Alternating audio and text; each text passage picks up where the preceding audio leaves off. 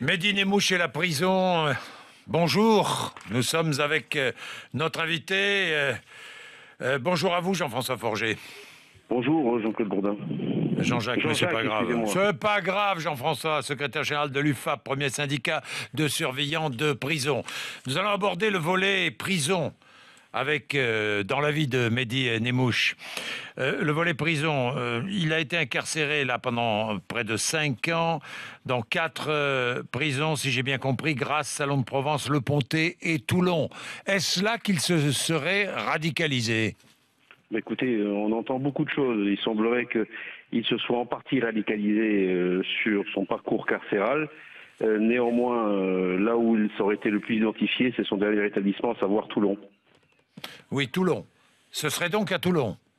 Toulon, où il a séjourné en 2012 et sorti fin 2012, oui. Oui, séjourné en 2012 et sorti fin 2012. Vous avez des informations concernant cette radicalisation à Toulon ?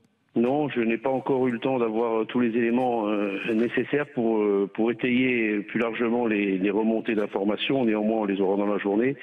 Ce qui est important de comprendre au-delà de la situation de cet individu, c'est que ça fait plusieurs cas, hein, le cas Merad, le cas des djihadistes au Mali, où le renseignement pénitentiaire, qui n'est malheureusement pas suffisamment pris au sérieux, fait remonter un certain nombre d'informations, alors des CRI et autres. Et à chaque fois, il s'avère qu'on constate a posteriori ce qui se passe, sans qu'on ait pris en considération les propos et les informations importantes que rapportent les personnels pénitentiaires, parce qu'il y a un travail de fourmi qui est opéré dans nos prisons, même si on manque de personnel, même si on a 10 000 détenus de trop, on a un travail de qualité qui est effectué sur le renseignement. Alors justement, Jean-François Forget, comment travaille-t-on en prison pour déceler une radicalisation des détenus, de certains détenus ?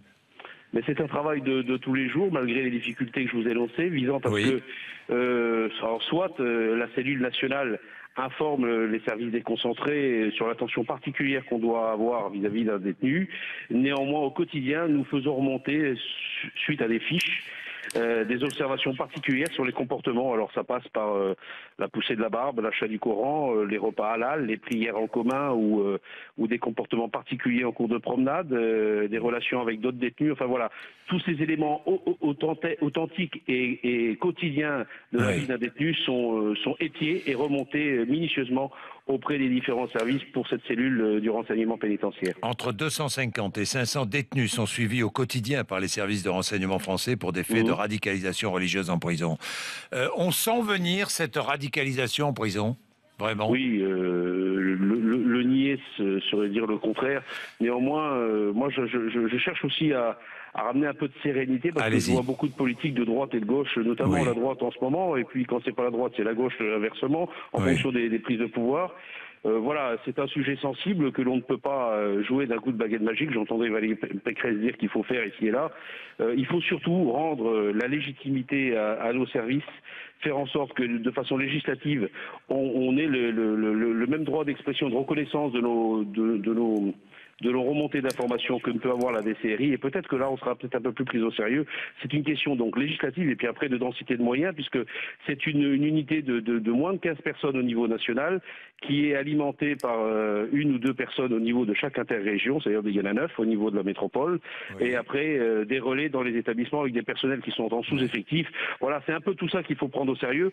Ceux qui pensent qu'aujourd'hui la question de la prison est un sujet qui peut être manipulé sur les champs électoraux, malheureusement c'est un fait de la réalité de tous les jours, et on a besoin de nos prisons avec des personnels qui sont aujourd'hui qualifiés, qui sont compétents mais qui manquent de moyens. Imams, voilà. Les imams, les aumôniers qui interviennent en prison sont très connus. Hein.